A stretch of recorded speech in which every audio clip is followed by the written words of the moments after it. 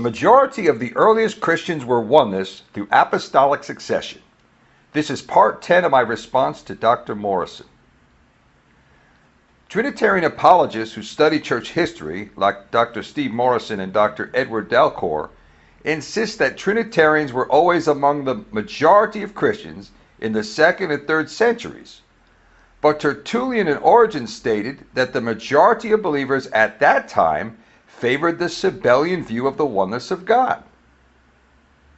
Roman Catholic cardinal and historian John Henry Newman wrote in his book, The Arians of the 4th Century, under Sabellianism, and I quote, "The speculations of Praxeas remained alive in that part of the world, though latent. They burst into a flame about the middle of the 3rd century, at the eventful era when the rudiments of Arianism were laid by the sophistical school of Antioch." End quote. John Henry Newman stated that speculations about the teachings of Praxeas remained alive in that part of the world before bursting out into a flame in the middle of the 3rd century in reaction to the form of semi-Arian theology that predated the theology of Arius. If the theology of Praxeas had remained alive within the hearts and minds of the Christian majority, then these Christians could not have been Trinitarian in their thinking. The context of chapter 1, section 5b, page 119 proves that the Sabellian theology became so popular among the clergy already prepared for it, that in a short time, to use the words of Athanasius, the Son of God was scarcely preached in the churches. End quote. If the Athanasian view of the Son of God was scarcely preached in the churches before the time of Athanasius, then that would mean that the Athanasian Trinitarian view was once scarce, and that the Sabellian view was popular among a clergy already prepared for it. Thus, even many Trinitarian historians admit that oneness modalism was the most popular ancient Christian theology before the time of Athanasius, even though some Trinitarian apologists like Dr. Delcourt and Dr. Morrison deny the clear historical evidence. Church historian B.B. Edwards wrote, Epiphanius, about 375 AD, notes that the adherents of Sabellius were still to be found in great numbers, both in Mesopotamia and at Rome. The First General Council of Constantinople in 381 and the Third General Council of Constantinople in 680 declared the baptism of Sabellius to be invalid, which indicates that Sabellianism was still extant. End quote.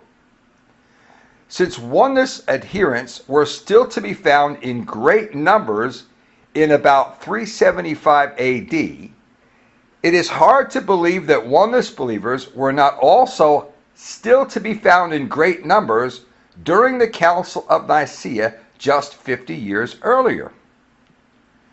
Church historian B.B. Edwards wrote that the opinions of Sabellius were urged with zeal and ability by him seems altogether probable from the fact that many bishops in the neighboring countries and in Egypt received them.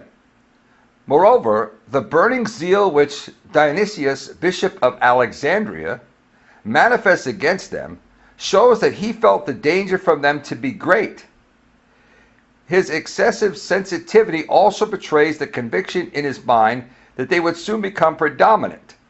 It is probable that his strenuous efforts to suppress Sabellianism, joined with the successive ones of Athanasius, Basil, and others, may have checked very much the rapid progress that it was making.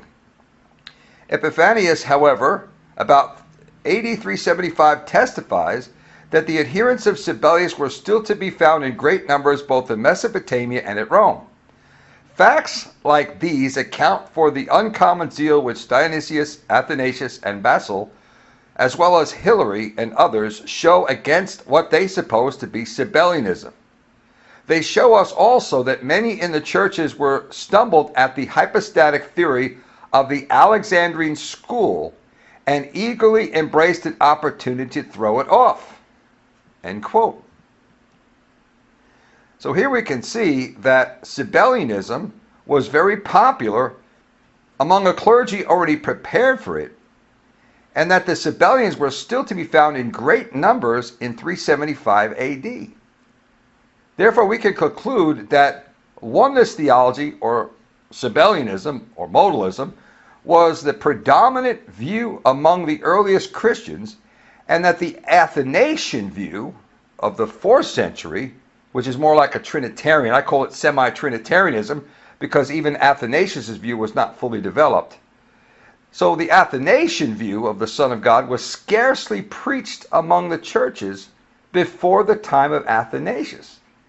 This means that the oneness view was popular among the early Christians before the time of Athanasius, and that the Trinitarian view of the Son of God was scarcely preached among the churches before the early 4th century. For weekly videos, you can subscribe to our YouTube channel or visit us on the web at apostolicchristianfaith.com. Click on the links below for the 11th video in my response to Dr. Steve Morrison.